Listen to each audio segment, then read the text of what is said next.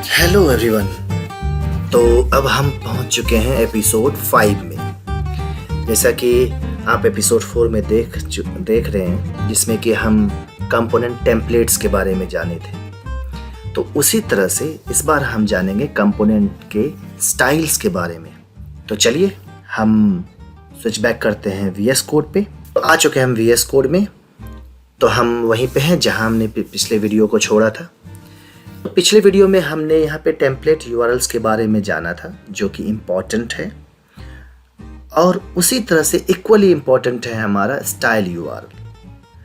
अब जिस तरीके से हमने HTML को यहाँ से हटा करके हमने यहाँ भी डाला था टेम्पलेट के की के थ्रू, उसी तरीके से अगर आप मैच करेंगे तो देखेंगे कि स्टाइल URL है, और ये स्टाइल URL हमें इसके साथ अटैच्ड SCSS को बता रहा है, जो हमारे फोल्डर में पड़ा हुआ है। अगर आप यहाँ देखेंगे ये इसको रेफरेंस कर रहा है। तो अब अगर मान लेते हैं इस केस में हमें जो अभी आउटपुट दिख रहा है, this is app component, this is second para. चलिए कुछ एक नया HTML डालते हैं और कुछ बेहतर सा कंटेंट डालते हैं HTML में पहले। तो हम यहाँ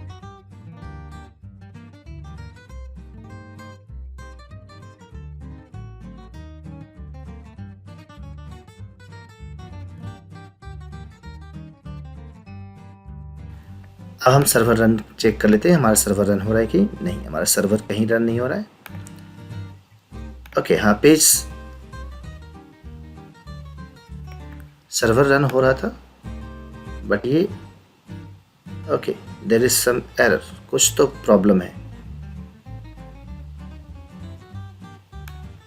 आखिर ये रिफ्लेक्ट क्यों नहीं किया? ये एरर आया यहाँ पे app component dot HTML। App component में हम सेक्शन डाले, एम्प्लॉय लिस्ट, और ये हमने लिस्ट डाल दिया। सेव करता हूँ मैं। चलिए एक बार सर्वर को हम दोबारा स्टार्ट करते हैं। हो सकता है कभी ऐसा प्रॉब्लम आ जाए जिस समय आप कुछ कंटेंट डालें और वो आपको रिफ्लेक्ट ना करे, ये भी हो सकता है। आप एक बार सर्वर को रन कर दी, बंद करके फिर से ऑन कर लीजिए। npm start। ये कई बार ऐसा होता है। देखिए, हो सकता है कभी आपका कंटेंट रिलोड ना हो, कैशे के चलते ऐसा प्रॉब्लम होता है, जबकि यहाँ पे कोई भी मिस्टेक नहीं था। चलिए अच्छी बात है, ये भी आपके सामने में आ ही गया। तो हम अपने टॉपिक पे वापस आते हैं। तो ये मेरा HTML था। अब इस चीज़ को हम अगर इसका जो app component dot component dot SCSS है, इसमें कुछ CSS डालते हैं। चलिए इसमें कुछ CSS डालते हैं, जैसा कि हम सेक्शन में डालते हैं। सेक्शन, इस सेक्शन में हम CSS डालने की कोशिश करते हैं। Let's add background. अगर बैकग्राउंड कलर में हम डालते हैं #333, सेव कर दिया। अब देखिए वहाँ ऑटोमेटिकली बैकग्राउंड आ रहा है। कुछ पैडिंग डाल देते हैं। पैडिंग हम 20 पिक्सल डाल देते हैं, और कलर हम यहाँ पर वाइट कर देते हैं। ठीक है, थोड़ा देखने में अच्छा लगेगा। और इसी के अंदर में अगर हम जाते हैं यहाँ पर कि हमारा LI जो है, UL जो है, LI में सेक्शन के अंदर में जो LI है उसका हम पैडिंग डाल देते हैं। पैडिंग मान लेते हैं 5 पिक्सल डाल देते हैं, ताकि वो थोड़ा सा गैप बन जाए। तो अब ये मान के चलते कुछ दिखने में अच्छा लग रहा है, राइट? Employ list. अब ये चीज़ आया, इसके अगर हम TS फाइल में जाते हैं तो यहाँ पे URL है और उसके अंदर में अटैच्ड है ये SCSS। और उस SCSS में जो भी हम CSS लिखेंगे, जो भी क्लास या जो भी हम क्लास ID या एलिमेंट के ऊपर CSS लगाएंगे, तो वो यहाँ पर आपको दिखेगा। अब सेम वे में जिस तरीके से टेम्पलेट URL के लिए हमने टेम्पलेट डाला था, यहाँ पर URL हटा करके उसी बैकटिक के जरिए हम यहाँ पर CSS डालते हैं। ओके, चलिए हम डालते हैं यहाँ CSS। हम यहाँ से ये पूरा चीज हटाते हैं, स्टाइल, और हम स्टाइल्स, और हम यहाँ पर नॉट स्टाइल्स। अब यहाँ पर बैकटिक डालते हैं। बैकटिक डालने के बाद हम इसके अंदर में सेम CSS लिख सकते हैं। चलिए ये CSS को हम उठाते हैं। एक्चुअली CSS ने SCSS में चल रहा है इस जगह पर, तो हम बार बार CSS बोलेंगे बट आप रिप्रेजेंट उसको SCSS से कीजिएगा। वो CSS को मैं कॉपी कर लेता हूँ भी और यहाँ पेस्ट कर देता हूँ। जब इसे मैंने पेस्ट कर दिया इस जगह पर, तो हमारे पास वो SCSS का फाइल की ज़रूरत नहीं है। अभी हम उसे रख रहे हैं बट वो हमारा इंक्लूजन नहीं है, बट देखिएगा यहाँ पर कोई भी चेंजेस नहीं आए। इसका मतलब हम CSS को यहाँ भी रख सकते हैं। अब हम आते हैं फिर उसी जगह पर कि अगर हमारे पास CSS या SCSS जो भी आप कहें उसको, जो भी आप कॉन्फ़िगरेशन के टाइम पे डाले हैं, वो बहुत लंबा हो जाए, बहुत कॉम्प्लेक्स हो जाए, तो उस केस में आपका पेज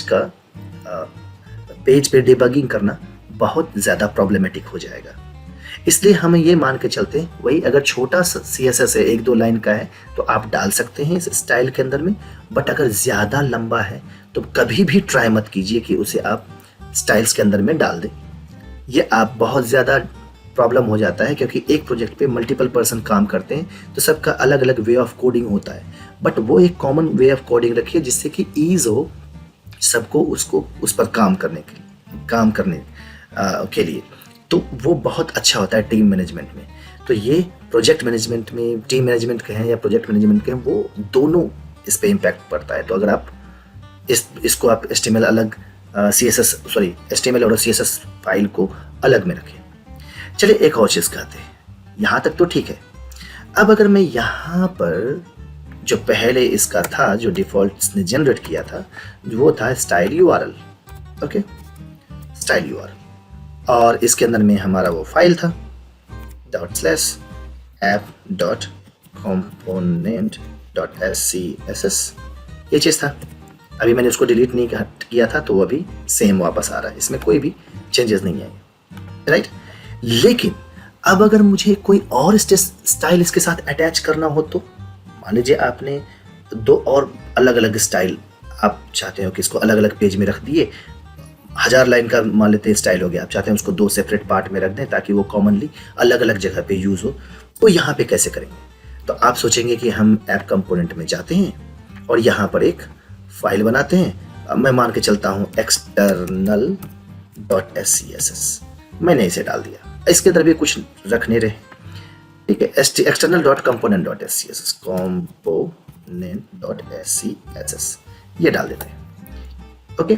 तो जब ये external.component.scss डालते हैं, तो अब ये अभी एंट्रैक्ट है, मान लेते हैं इसमें कर देते हैं कि ई टैग का कलर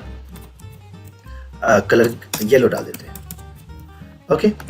अब इसको हम इस TS फाइल में कैसे डालेंगे? हाँ, है ना, कैसे? चलिए हम आप कहेंगे कि यहाँ पे कॉमा डाल देते हैं, /, उसके बाद external.component.scss, स्पेलिंग सही है, ये external.component.scss नहीं, ये एरर देगा, कह रहा है could not find style sheet file, okay. ये जो प्रॉब्लम है, जो ये बता रहा है कि could not find, ये प्रॉब्लम है इस कारण से कि आप चाह रहे हो कि स्टाइल URL, सिंगुलर और प्लूरल का ध्यान रखिएगा, स्टाइल URL, एक स्टाइल URL में एक ही स्टाइल सेट अटैच हो सकता है, मल्टीपल नहीं हो सकता है। पुराने में अगर देखेंगे तो वहाँ पे उसी तरीके जो पुराना है उस जगह पर बाय डिफ़ॉल्ट आ जाता था, उसे यहाँ यूज़ करना है। तो यहाँ पे अब थोड़ा चेंजेस आया है कि इसमें स्टाइल URL दे देता है। तो अगर मुझे मल्टीपल स्टाइल्स को यूज़ करना होता है तो हम इसको प्लूरल बनाते हैं URLs, और इसे हम एरे के फॉर्मेट में डाल देते हैं, एरे। तो जब ये एरे के फॉर्मेट में डालते हैं तो ऑब्वियसली बात है इसको अलग अलग स्ट्रिंग में रखना पड़ेगा, क्योंकि एरे के अंदर में है, तो दोनों को अलग अलग स्ट्रिंग में रखना पड़ेगा, इसे भी और इसे भी। अब इसको सेव करते हैं। अगर वो हमारा ओके, ई टैग तो है ही नहीं तो एक्सटर्नल में हम यहाँ क्या करते हैं, एल आई कर देते हैं। चलिए हम इसे एल आई लिख देते हैं, सॉरी मैंने पी टैग डाल दिया पुराने, देखिए हो गया ये लो। तो अब आप इस वीडियो में हमने ये जाना कि स्टाइल कितना इम्पोर्टेंट है, और स्टाइल URL क्या है, स्टाइल URLs क्या है, और नॉर्मल स्टाइल्स क्या है। स्टाइल्स में इनलाइन स्टाइल डाल सकते हैं बैकटिक के साथ, स्टाइल यूआरएल में सिंगल स्टाइल शीट को अटैच कर सकते हैं, स्टाइल शीट को अटैच कर सकते हैं, और स्टाइल यूआरएल्स में मल्टीपल स्टाइल शीट्स को अटैच कर सकते हैं एक एरे के अंदर में। तो ये था हमारा वीडियो अब तक का। मिलते हैं नेक्स्ट एपिसोड में, तब तक के लिए धन्यवाद।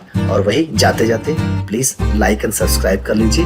इस तरह से जितने भी हमारे वीडियोस आते रहेंगे आप उससे अटैच रहेंगे और आपको एक एंगुलर 17 का एक सीरीज आपके सामने में आ जाएगा। तब तक के लिए धन्यवाद, बाय बाय, अपना ध्यान रखिएगा।